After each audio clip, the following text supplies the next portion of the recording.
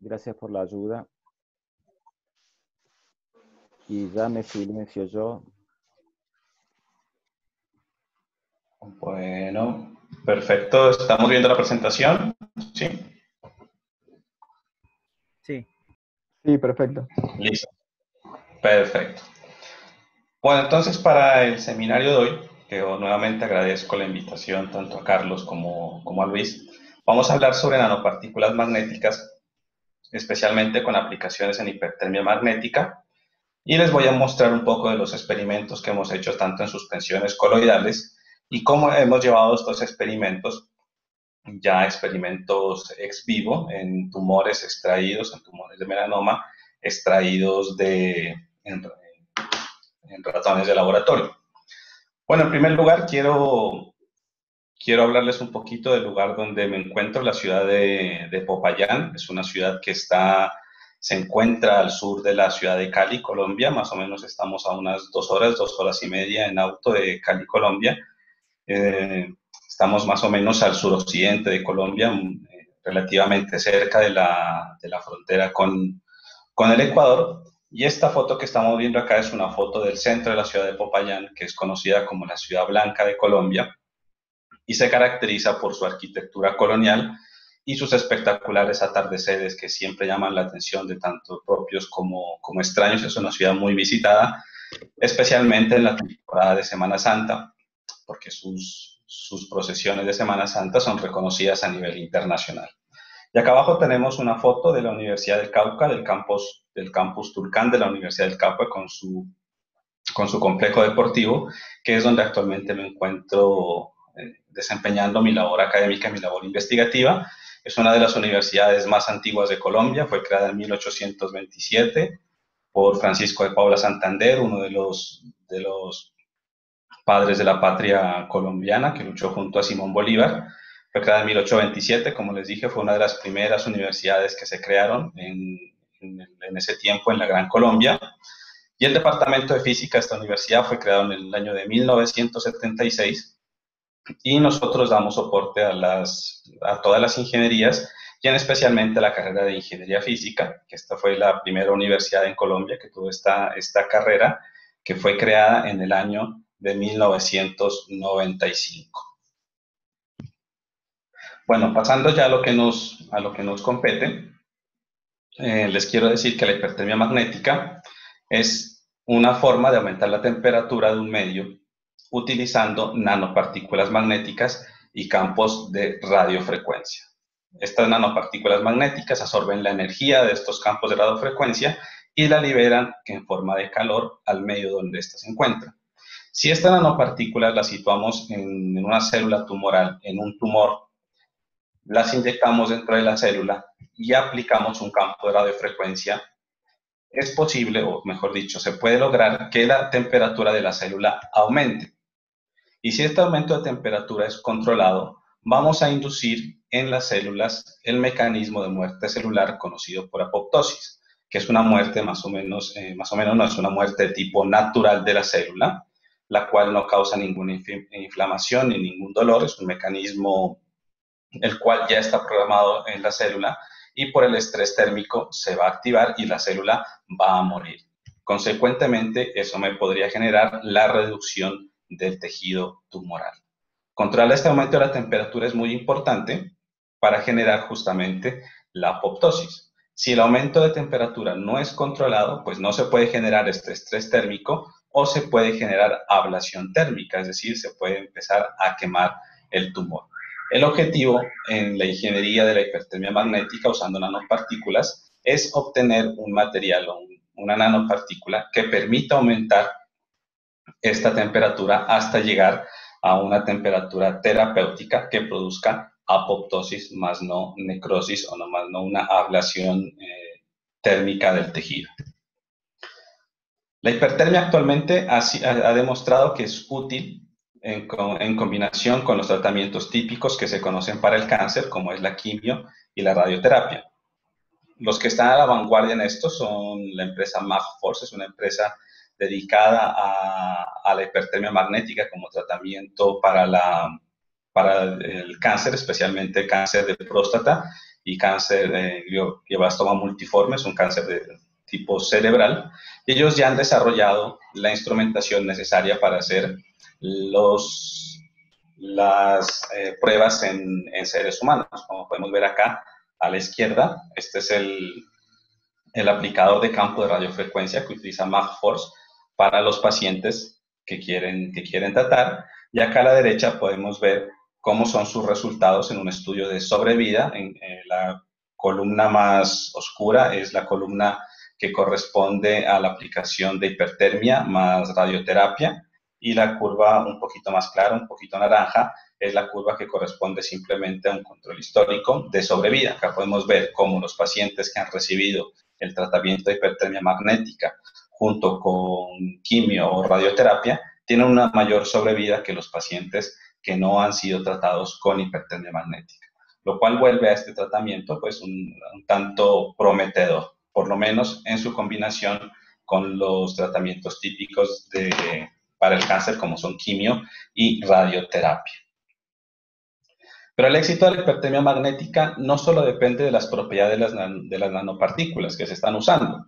Especialmente las propiedades de interés son sus propiedades magnéticas, como antidación de saturación, momento magnético, constante anisotropía, en fin. Su morfología es muy importante. El tamaño de la nanopartícula, porque aquí hay efectos o que se necesita un tamaño tal de la nanopartícula para que éstas se comporten en conjunto como superparamagnéticas, y su estado de agregación, si están agregadas o no están agregadas, si los agregados son permanentes o si los agregados no son permanentes. Eso va a influir en la hipertermia magnética. Pero también es necesario tener en cuenta y conocer las propiedades del campo electromagnético que se está aplicando, especialmente la frecuencia, que debe ser en el rango de la radiofrecuencia, la amplitud de ese campo electromagnético y su homogeneidad. Y finalmente también tenemos que tener en cuenta las propiedades del medio de dispersión, del medio donde se encuentren las nanopartículas. Y en este caso nos va a ser de gran interés la viscosidad, la densidad y las propiedades químicas, porque las propiedades químicas finalmente serán las mediadoras, o serán las que me permitan saber o me permitan tener un estado agregado o no de las nanopartículas en ese medio de dispersión. Y el parámetro de mérito que utilizamos para determinar la aplicabilidad de estas nanopartículas es la velocidad específica de absorción o pérdida de calor. Por sus siglas en inglés, SAR si hablamos de absorción o SLP si hablamos de pérdida. Para fines prácticos, pues el SAR debe ser igual al SLP, la absorción de energía electromagnética debe ser igual a la energía que pierda. Entonces, por comodidad se considera que son iguales. Y esta es la expresión que me está definiendo el SAR de la nanopartícula, de un grupo de nanopartículas, que también me va a permitir hacer modelamientos teóricos y conocer teóricamente cómo sería el SAR o cómo sería el comportamiento de estas nanopartículas en campos de radiofrecuencia. Y esta ecuación es importante porque me está dando a conocer cuáles son las propiedades de las nanopartículas, de los campos aplicados y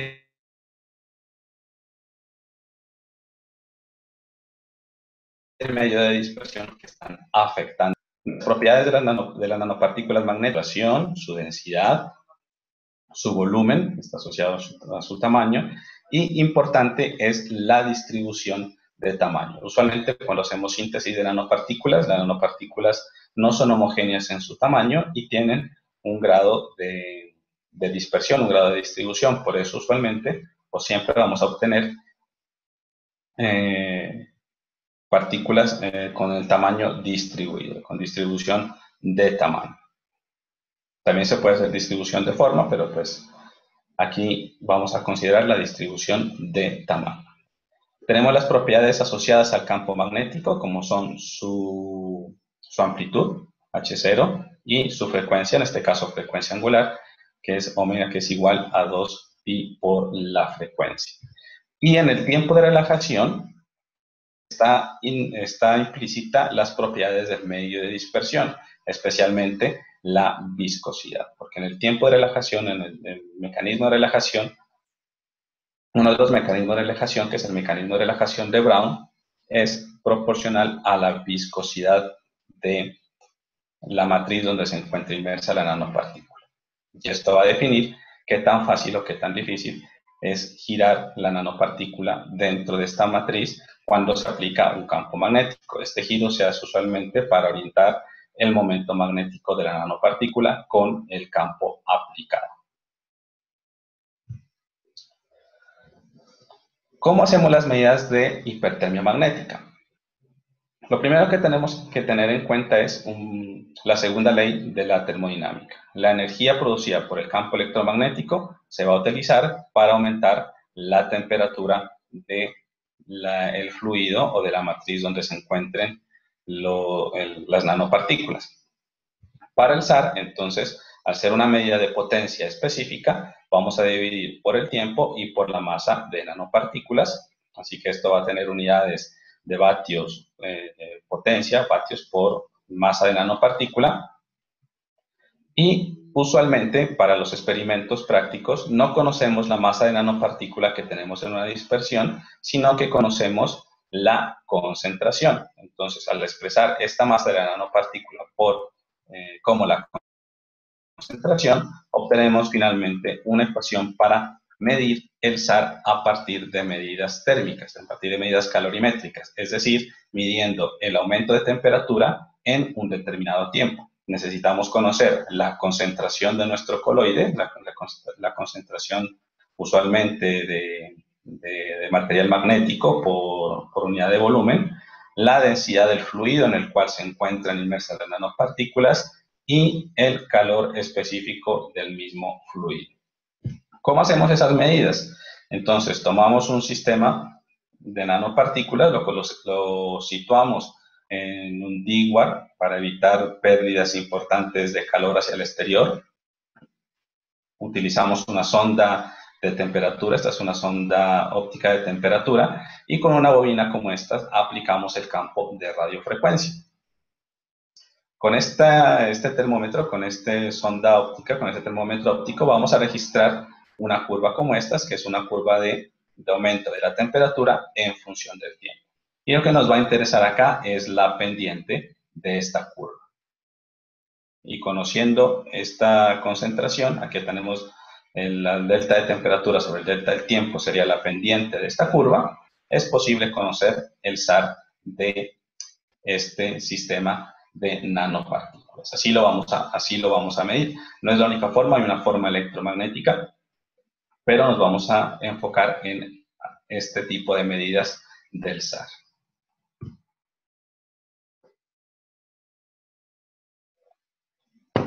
El primer sistema en estudio serán nanopartículas cuyo núcleo magnético está formado por maghemita y tienen dos tipos de recubrimiento: ácido oleico, y un sistema que es totalmente similar tendrá un recubrimiento de ácido dimercaptosuccínico. Entonces tengo dos grupos de nanopartículas.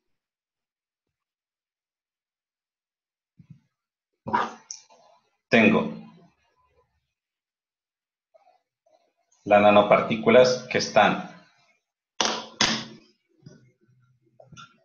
nombradas como O, que tienen un recubrimiento de ácido oleico y con un tamaño aproximado de 10 nanómetros, de 11 nanómetros, de 17 nanómetros y de 18 nanómetros.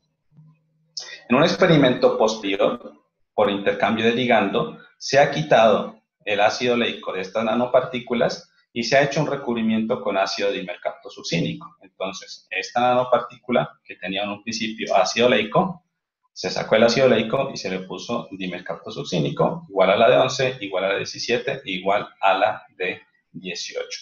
Entonces tenemos nanopartículas de mismo tamaño, de igual tamaño, pero con diferente recubrimiento superficial. ¿Por qué se hizo esto? Porque estas nanopartículas que están recubiertas por ácido oleico no son biocompatibles, mientras estas partículas recubiertas con ácido dimercaptosuccínico sí son biocompatibles. Entonces, el objetivo de esto era hacer nanopartículas biocompatibles a partir de nanopartículas que son no biocompatibles, no son biocompatibles, y el método de síntesis utilizado aquí fue descomposición térmica. ¿Cuál fue una de las diferencias importantes que se notó al hacer este cambio de ligando, este cambio de recubrimiento superficial? Que al colocar el ácido dimercaptosuccínico, las nanopartículas comenzaron a agregarse, a formar este tipo de agregados, los cuales empezaron a afectar las propiedades de interés, especialmente el SAR, como lo vamos a ver a continuación. Entonces podemos decir que tenemos sistemas no agregados para acá y sistemas agregados para acá. Y como tienen el mismo tamaño, pues entonces es un sistema muy importante para estudiar sus propiedades.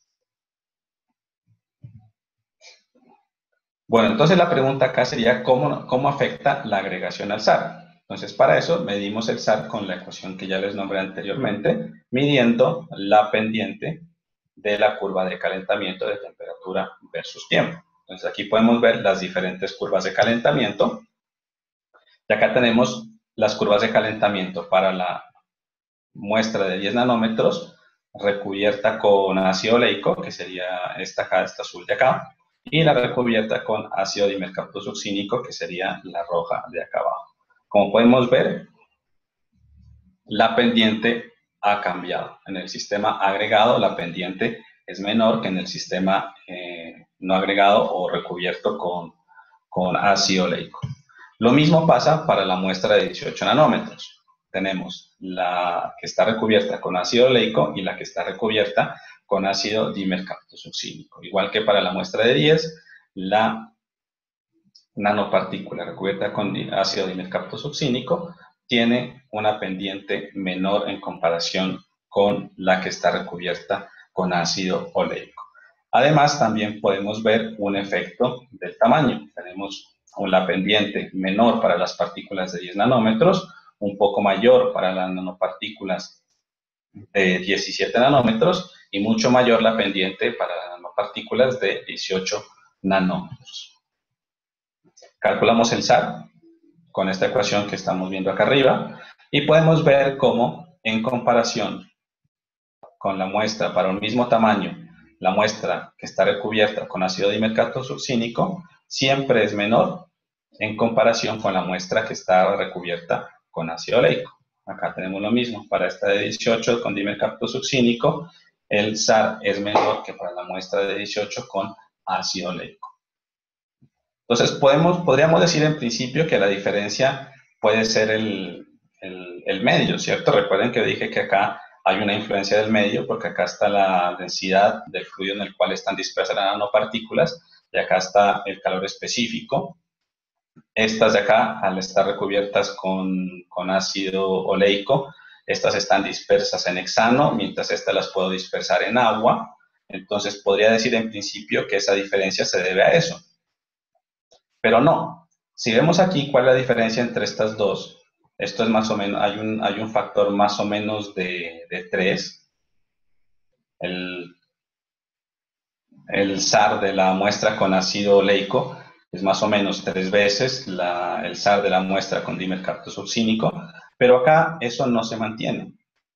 Acá es mucho más de 3, la diferencia, el factor es mucho mayor a 3, por lo tanto, no podemos afirmar que la diferencia estaría acá, porque debería mantenerse en principio esa diferencia.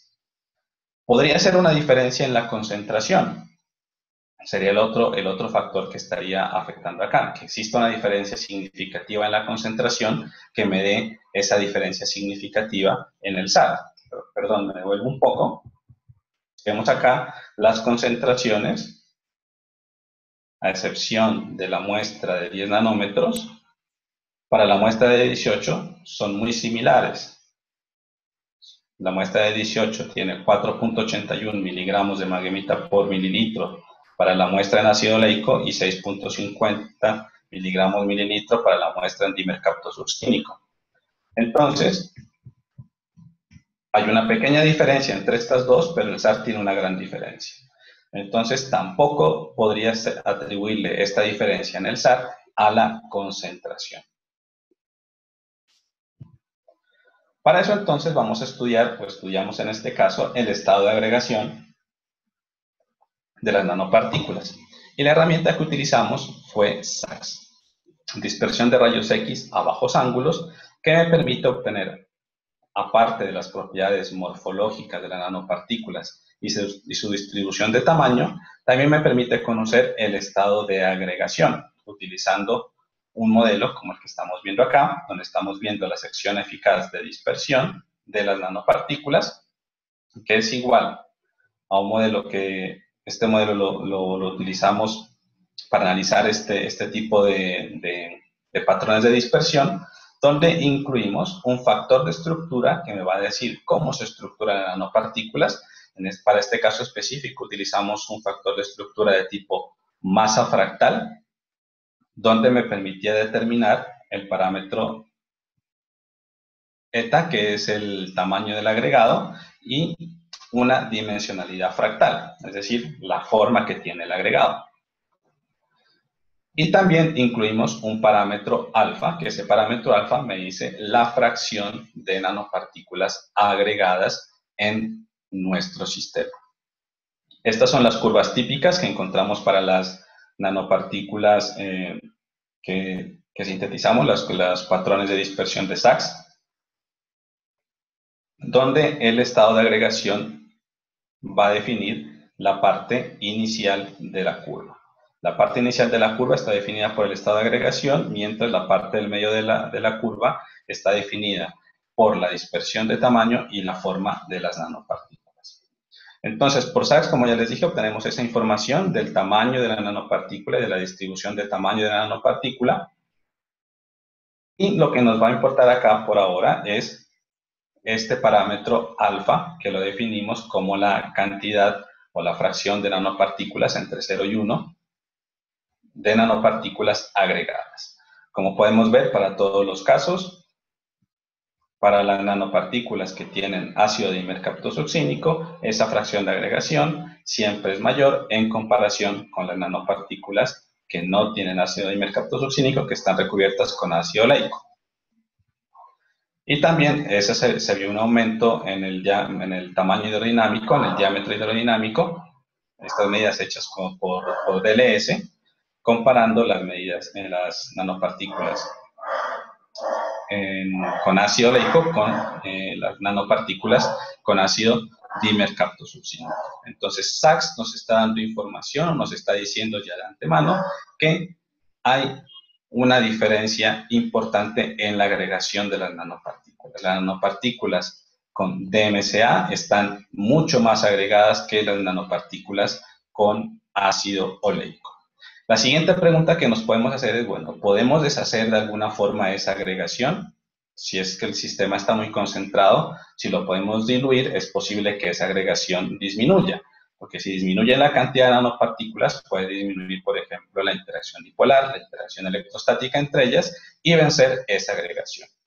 Este experimento lo hicimos y la respuesta es no. Para este tipo de nanopartículas, en específico, a medida que vamos diluyendo el sistema, la agregación se mantiene.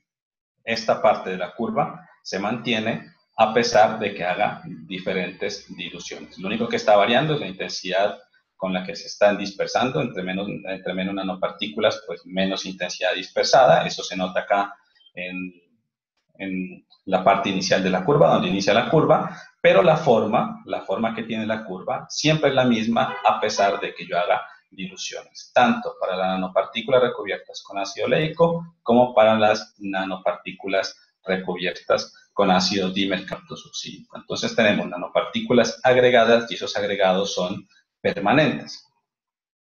Más o menos, entonces estaríamos comprobando la hipótesis que dijimos al principio, que es al hacer el intercambio de ligando por ácido oleico a ácido dimercaptosuccínico, pues las nanopartículas empiezan a agregarse, ya sea por interacciones dipolares o por interacciones electrostáticas entre cadenas de dimercaptosuccínico, y esto produce que estos agregados sean permanentes y de un tamaño también permanente. Esto también lo vimos, o también vimos alguna referencia de esto, analizando las propiedades magnéticas de estas nanopartículas. Aquí vemos curvas típicas de 0 Field Cooling, para las nanopartículas en oleico y para las nanopartículas recubiertas con DMSA. Y podemos ver primero una gran diferencia en la forma de las curvas. Si comparamos acá esta que es la del DMSA 10, la negra que está acá arriba, con la negra que está acá abajo, hay una gran diferencia en la forma de la curva, lo que me está diciendo que magnéticamente las nanopartículas están comportándose de una forma diferente a pesar de tener el mismo tamaño. Las medidas están acá, están normalizadas, entonces también podemos decir que las magnetizaciones que se están obteniendo en las nanopartículas con ácido oleico son mayores a las magnetizaciones que se están obteniendo con el DMSA, lo que está afectando también está afectando la agregación. Esto también podría tener que ver con el cambio de ligando, pues la forma como interactúa el ácido oleico con la superficie de maghemita es diferente a la forma como actúa el DMSA con la superficie de maghemita, y podría estar produciendo una capa muerta, una capa forzada magnéticamente mucho más grande, lo cual estaría también disminuyendo la magnetización de las nanopartículas. También hicimos medidas de campo coercitivo en función de la temperatura. Esto con el fin de medir la constante de anisotropía a partir de estas medidas y la temperatura de bloqueo. La temperatura de bloqueo es cuando el sistema cambia de un comportamiento superparamagnético a un sistema bloqueado, magnéticamente bloqueado. Hicimos medidas de magnetización para encontrar el momento magnético de la partícula. Y bueno, para las nanopartículas con oleico son un poquito más altos que para las nanopartículas con DMSA, lo cual podría estar diciendo también que hay un efecto de capa muerta en la forma como interactúan las dos moléculas. Pero donde sí hay una diferencia más o menos notable es en las constantes de anisotropía, donde podemos ver que para las nanopartículas en DMSA siempre la constante de anisotropía nos resultó menor que para las partículas con ácido oleico, y también en la temperatura de bloqueo. La temperatura de bloqueo para las nanopartículas con DMSA es menor en comparación con la temperatura de bloqueo de las partículas de ácido oleico.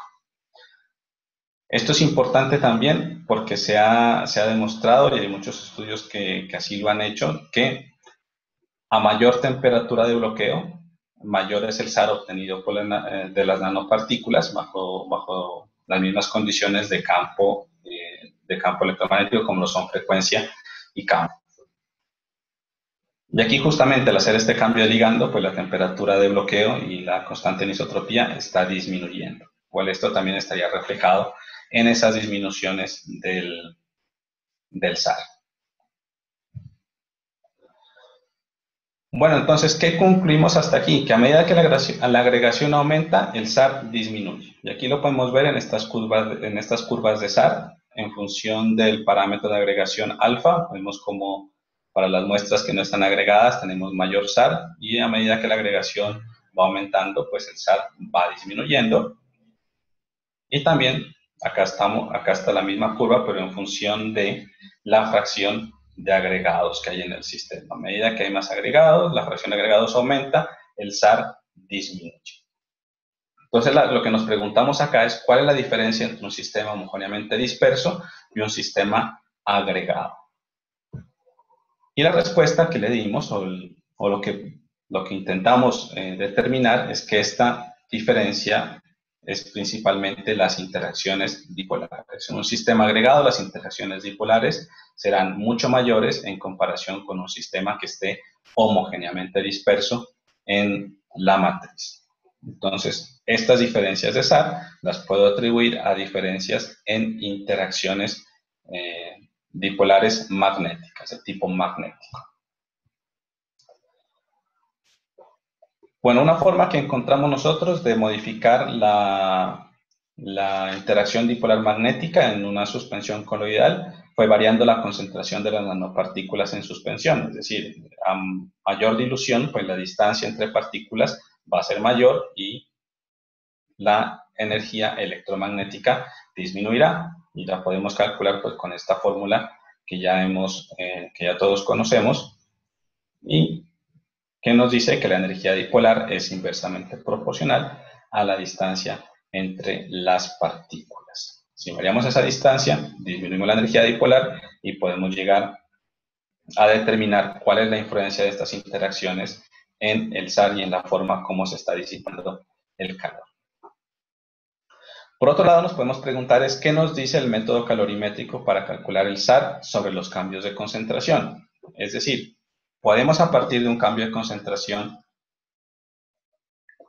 con estas medidas de tipo calorimétrico llegar a conocer alguna influencia de esta concentración en el SAR. Si vemos únicamente esta ecuación, como está acá, que es la ecuación que ya les habían hecho conocer antes, el SAR es inversamente proporcional a la concentración y es directamente proporcional al dt a dt. Podríamos pensar que si colocamos más nanopartículas, el dt a dt va a empezar a ser mucho mayor. Tenemos muchos más focos de calentamiento. Pero al dividir por la concentración, es decir, estaríamos dividiendo por la masa, pensaríamos, este razonamiento nos pensaría a llevar de que el SAR debería permanecer constante ante un cambio de concentración. Si es una medida específica, si dividimos por la masa, no importa cuánta masa coloquemos, al dividir por la masa, pues toda esta influencia debería salir del medio. Y es más o menos lo que también nos lleva a pensar las medidas. Cuando hacemos medidas de la temperatura en función del tiempo para diferentes concentraciones, por ejemplo, aquí tengo una concentración de 1/2, 1/3, 1/10 y 1/20, pues lo que vamos viendo es que la pendiente va disminuyendo. A medida de que voy aumentando la concentración, la pendiente disminuye. Perdón, a medida que voy disminuyendo la concentración, la pendiente también disminuye. Al aplicar esto, debería permanecer constantes, al ser esto específico. ¿Y qué pasa? No lo pasa, no pasa eso. Al calcular el SAR, obtenemos comportamientos como el que estamos viendo acá para la partícula recubierta con DMSA, que hay una región donde el SAR empieza a aumentar a medida de que aumenta la concentración, toma un máximo y después el SAR empieza a disminuir a medida de que aumenta la concentración. Para la misma partícula, pero recubierta con ácido oleico, solamente observamos este comportamiento en las concentraciones estudiadas, pero pues nada nos impediría pensar que a una concentración mucho mayor, esto empezaría a comportarse de esta misma forma. ¿Esto qué me quiere decir? Que el SAR no es ni intensivo ni extensivo. Si fuese intensivo o extensivo, pues tendría un comportamiento esperado para este tipo de propiedades, pero en este caso no. Y este resultado es importante porque para una misma nanopartícula, me está unificando los diferentes comportamientos observados en la teoría, en la literatura científica, sobre el comportamiento del SAR con las interacciones dipolares. Recuerden que dijimos acá que variar la concentración equivale a variar las interacciones dipolares del sistema. Entonces aquí tenemos que a medida de que aumenta la concentración, el SAR aumenta. Ya aquí para la misma partícula, el SAR disminuye a medida que la concentración aumenta, a medida que la interacción dipolar aumenta. ¿Cómo lo entendemos eso desde el punto de vista teórico? Desde el punto de vista teórico, tenemos que cuando tenemos una nanopartícula con un eje fácil de magnetización, el momento magnético puede estar alineado en una dirección o en la otra dirección del momento magnético, lo que corresponde a las posiciones 1 y 2 de este modelo de potencial de doble pozo. Y térmicamente, por acción de la temperatura, pues el momento magnético puede empezar a fluctuar entre uno de los dos pozos. Podemos decir momento hacia arriba, momento hacia abajo. Y la barrera de energía está dada por el volumen de la partícula por la constante de anisotropía magnética. Esto también lo puedo modificar si aplico un campo magnético. Si aplico un campo magnético en una dirección determinada, pues habrán muchos más momentos magnéticos de nanopartículas alineados en esa dirección, por ejemplo en esta, y menos momentos alineados en esa dirección, lo que me produce un aumento, un cambio en esa barrera de energía que está dado por esta expresión que estamos viendo acá. Entonces, esto únicamente por fluctuación térmica y esto cuando tenemos campos magnéticos externos aplicados. El tiempo que tarda un momento en una posición o en la otra cuando tenemos un modelo de este tipo es el que se conoce como tiempo de Neal o el mecanismo de relajación de Neal y está dado por esta expresión de acá, donde tenemos acá la energía de esta barrera, ya sea para fenómenos activados térmicamente o cuando se aplica un campo magnético externo. Y este tiempo de relajación es el que vamos a poner acá en esta ecuación.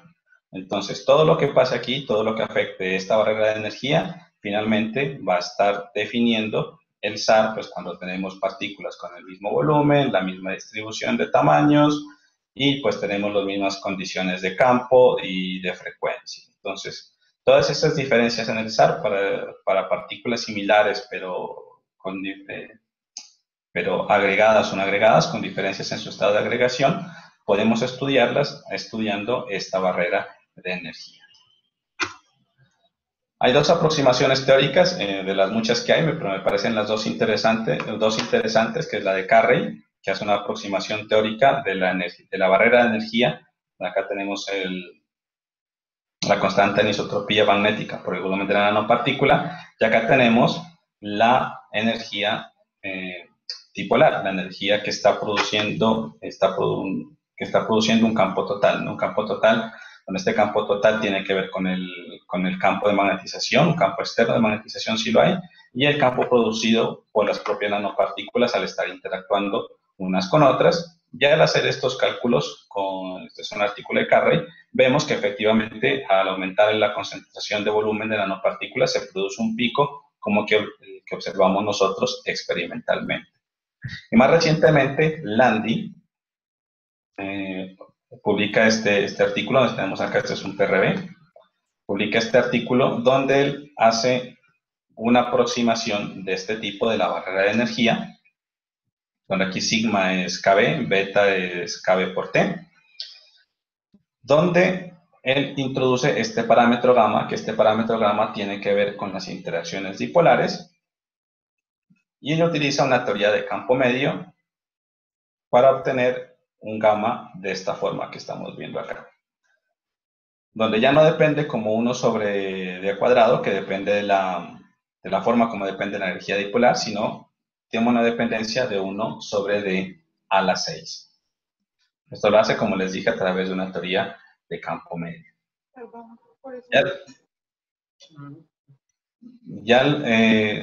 Al utilizar este parámetro gamma y al calcular el SAR con la ecuación que venimos utilizando también nosotros, también se obtiene un pico en el SAR en función de la interacción dipolar. Bueno, dicho esto, entonces, nuestro siguiente paso fue tratar de cuantificar la energía dipolar a partir del SAR. Lo que hicimos fue hacer medidas de SAR en función de la amplitud de campo magnético y tomar la ecuación que veníamos trabajando y tomar el tiempo de relajación de Neal y tomar una U, donde esa U es una energía de barrera que va a tener en cuenta todas las energías asociadas a esa barrera que pueden afectar la barrera, y lo que hicimos fue ajustar estas curvas de SAR en función del campo con esta ecuación que estamos acá. Esto es una frecuencia constante y obtuvimos una energía de barrera. Estos son los valores que estamos viendo acá para diferentes tipos de nanopartículas, de diferentes tamaños, diferentes estados de agregación y de diferentes recubrimientos superficiales. En comparación, hicimos también medidas típicas de la energía de barrera por HC versus T, que son las que estamos viendo acá, y por medidas de susceptibilidad AC. A través de estas dos hicimos las medidas y como podemos ver,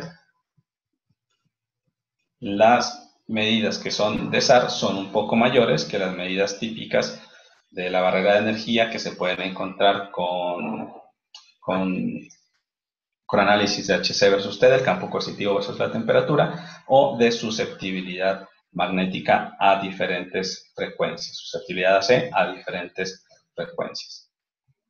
Entonces, a partir del SAR, también analizando estas nanopartículas, podemos obtener o podemos cuantificar la energía, el efecto de la energía dipolar y de la agregación en las nanopartículas.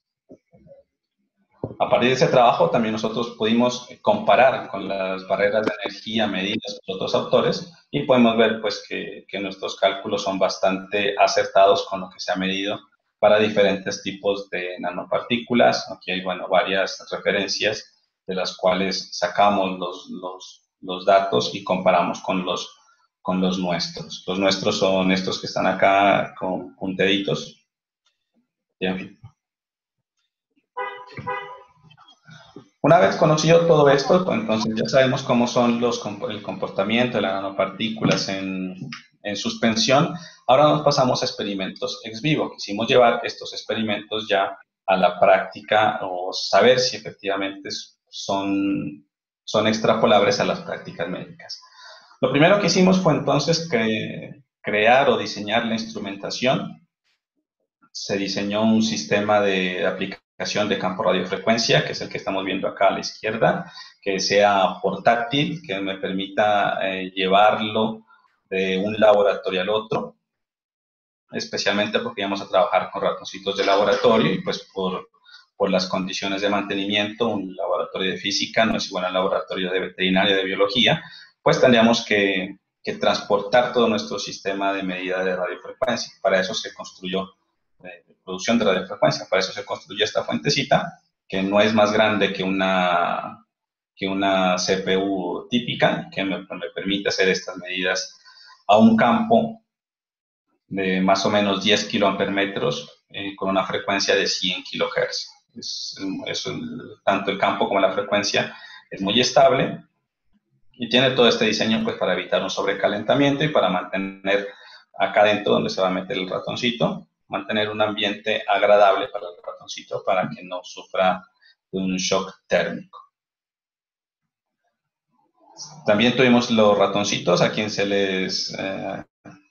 les indujo un tumor tipo melanoma en una de sus paticas. Después ese tumor fue extraído y lo que hicimos fue medir el calentamiento de este tumor después de que haya sido inyectado con una dosis de nanopartículas. ¿Cuáles son los retos que nosotros vimos para hacer hipertermia in vivo? Primero es el mecanismo de termorregulación del organismo, pues el organismo es muy inteligente y cualquier aumento de temperatura va a intentar disminuirlo. También tenemos que ver con la homogeneidad de la distribución de las nanopartículas dentro del tumor. Cada vez que pues, nosotros hacemos medidas en el laboratorio, sobre todo en suspensiones coloidales, pues las nanopartículas están homogéneamente distribuidas. Por lo tanto, pues el calor también, ¿no? El aumento de temperatura se esperaría que sea homogéneo, pero en el tumor ya no, porque justamente la biología del tumor no me permite saber, no me permite conocer a ciencia cierta si todo el tumor está homogéneamente bañado por las nanopartículas. Y el otro reto es alcanzar la temperatura terapéutica, que es algo que ya les hablé al principio. Lo que necesitamos es que el tumor aumente 10 grados centígrados por encima de la temperatura corporal. Esto se ha demostrado que este aumento de 10 grados produce lo que es apoptosis, que es la muerte natural de las células, y esto me permitiría aplicar hipertermia magnética, y si me paso de esos 10 grados centígrados, pues la muerte sería por necrosis y estaríamos hablando ya de ablación térmica. Todos estos retos son los que yo tengo que vencer o los que tengo que ver cómo voy a sobrepasarlos al momento de hacer ya un experimento in vivo o un traslado ya a humanos, que es justamente lo que están haciendo en Markforce en Alemania.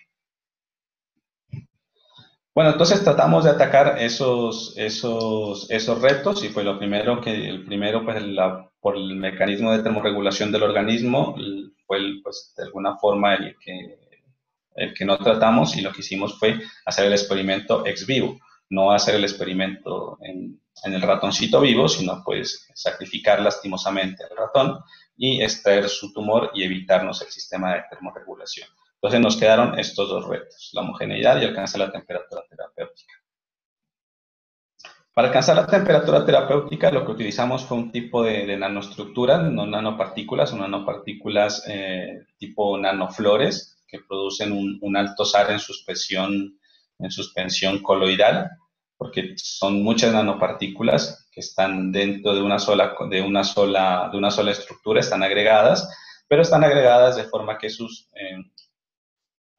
ejes cristalográficos están alineados unos con otros, produciendo así una superestructura magnética que aumenta su magnetización, aumenta su momento magnético y por lo tanto aumenta el SAR.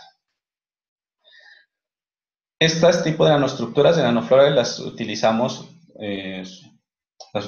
en fantomas de agarosa, es decir, hicimos una especie de tumor en el laboratorio con agarosa para empezar a determinar la dosis, es decir, cuánta nanopartículas, cuánta concentración de nanopartículas necesito para aumentar 10 grados centígrados por encima de la temperatura ambiente a condiciones de 100 kHz y 10 kilómetros. Hicimos estos fantomas de agarosa,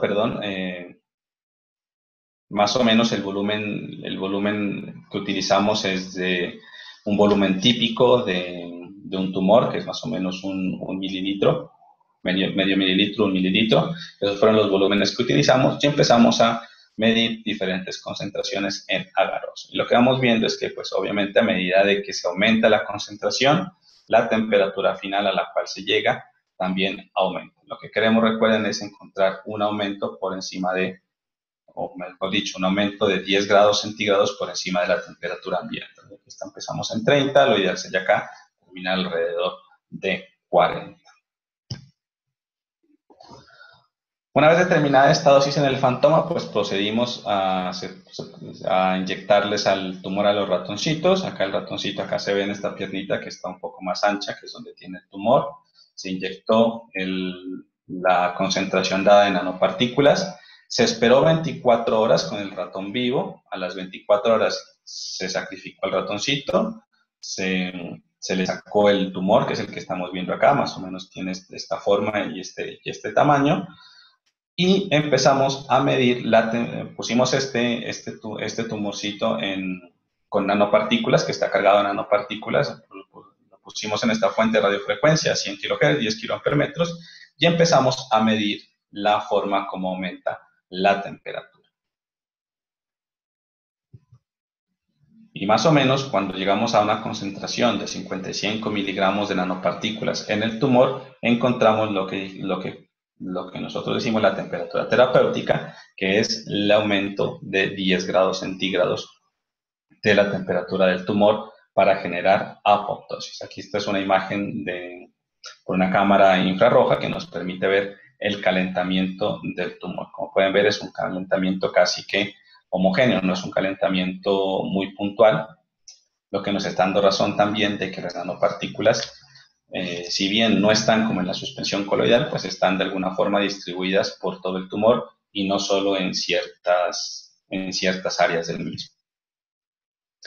¿Qué pasa con el in vivo? Pues estamos trabajando. Aquí hicimos un preexperimento que fue muy bueno, es lo que seguiría de este trabajo.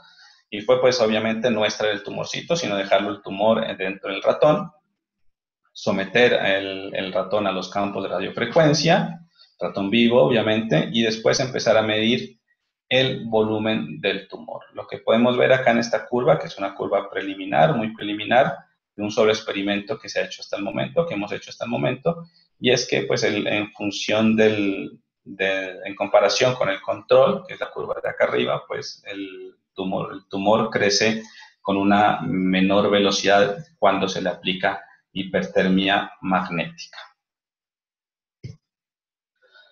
¿Qué nos queda? Nos quedan acá entonces unos retos, que en principio es diseñar una estructura capaz de llevar al tumor a temperaturas terapéuticas con bajas dosis, esto pues por la citotoxicidad. Como les dije, pues acá empezamos a inyectar nanopartículas para encontrar una temperatura que sea la deseada, pero pues estas nanopartículas finalmente a altas concentraciones son citotóxicas, entonces lo que se buscaría es bajar esas dosis, pero manteniendo la temperatura terapéutica.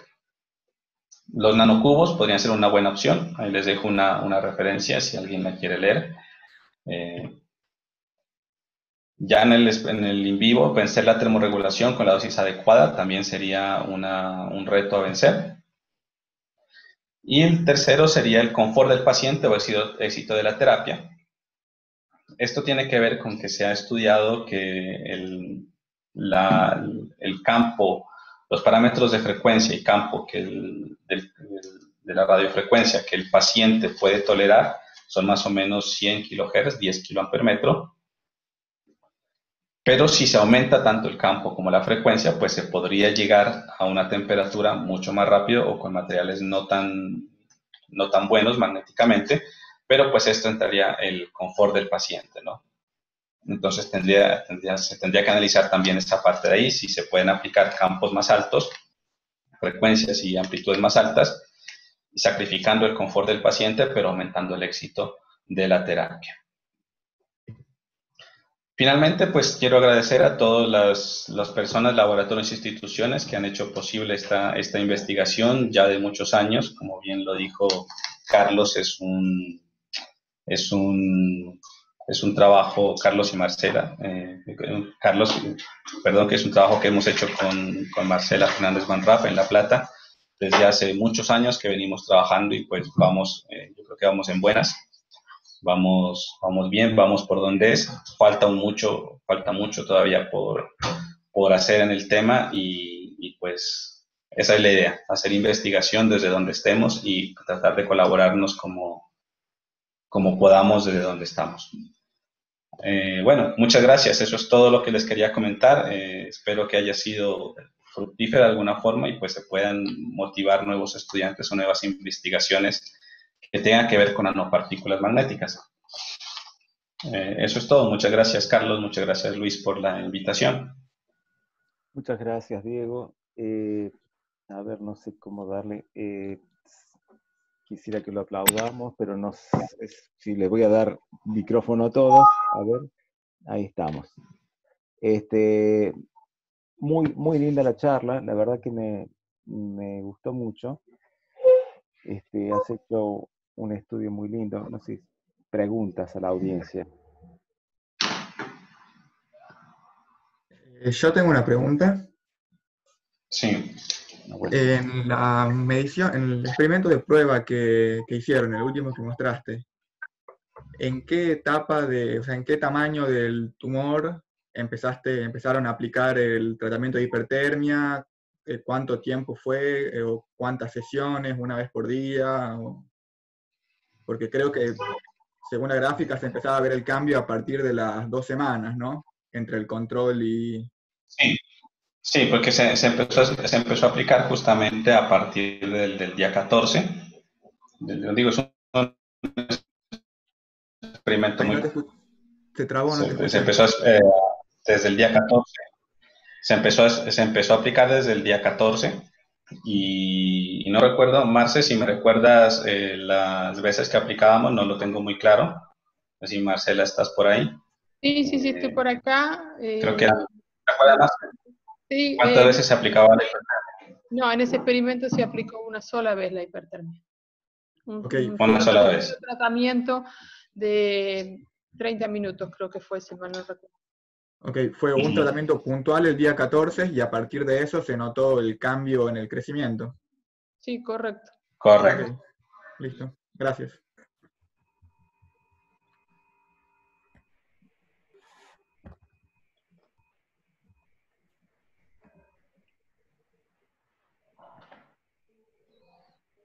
me pareció muy lindo el ajuste que hicieron con rayos X bajo ángulo. Está muy bueno eso de estado de agregación y dice un montón de cosas eso respecto de la estructura que por ahí es difícil de ver en, este, en TEN directamente, digamos. Está bueno. Sí, esos experimentos justamente fue uno de los plus que tratamos de agregar a todo este estado del arte de la hipertermia de las nanopartículas magnéticas. Y justo ahora estamos trabajando en determinar la agregación de las nanopartículas dentro de las células. Porque si bien una cosa es estudiarlo en suspensión coloidal, donde pues las nanopartículas son libres de moverse y de interactuar entre ellas, cuando vamos a aplicar estas nanopartículas en los tejidos como tal, las células las absorben y las absorben de forma que la agregación es de alguna forma, por así decirlo, mecánica. Si la nanopartícula las agrega, saca una especie de pseudópodos de brazos donde empieza a agarrar esas nanopartículas y los agregados son muy grandes. Entonces, ahora estamos tratando de investigar o de dilucidar un poco cómo es la estructuración de las nanopartículas dentro de estas células, si la hay, si hay algún rango donde esas nanopartículas se están agregando y pues cómo esa agregación afectaría finalmente a la capacidad de aumentar la temperatura de las células, desde adentro de las células justamente. Yo tengo una pregunta también. Ustedes, cambiaron de morfología para hacer los experimentos ex vivo. Usaron una morfología tipo flor, habían dicho. Pero llegaron a usar las que tenían inicialmente para hacer los estudios de SAR también, ¿o no? Sí, en un principio las utilizamos, pero pues por rendimiento y por calidad, pues nos quedamos con las nanoflores porque justamente presentaban unas mejores propiedades magnéticas y justamente presentaban a un mismo campo y frecuencia mejor rendimiento del SAR y mayor aumento de temperatura en tiempos más cortos. Entonces, por eso nos quedamos con ese tipo de estructura y pues dejamos de un lado por ahora las nanopartículas esféricas no agregadas. Yo tenía una pregunta, Diego. Juanito. ¿Cómo estás? Gracias por la charla y la invitación. Te quería preguntar con respecto a las propiedades que cambian cuando haces el cambio de ligando, o no sé si haces un cambio de ligando, sino que las sintetizas de otra manera, pero quería saber si más que una agregación, ¿no habías pensado de pronto en que hay una oxidación que no se puede evitar y que reduce las propiedades magnéticas, ¿no? Sí, podría ser. Justamente esto se hace un intercambio de ligando. El procedimiento realizado es se sintetizan nanopartículas por descomposición térmica a alta temperatura. El procedimiento típico quedan recubiertas por ácido oleico y después en un segundo procedimiento esas mismas nanopartículas se les saca el ácido oleico y hay un momento de la síntesis donde quedan desnudas, donde podría ocurrir esa oxidación y después se la recubre con el ácido dimercaptosuccínico. Ahí en el medio pueden ocurrir muchas cosas y justamente esa disminución en las propiedades magnéticas podría ser eso, un cambio en la oxidación superficial, pero más que todo diría en un aumento, podría ser en un aumento de la capa muerta y como lo dije también, cómo interactúa el DMSA con la superficie de maghemita y cómo interactúa el ácido oleico con la superficie de la maghemita. Estas son maghemita, entonces yo no creo que cambien a otro tipo de óxido de hierro, ¿no? Si fuesen magnetita, sí es muy posible que al hacer ese cambio de ligando, la magnetita sí se cambia a maghemita. pero en Claro, este claro. caso lo veo más de Ya te pronto por cuenta que era minutita. una- ujú.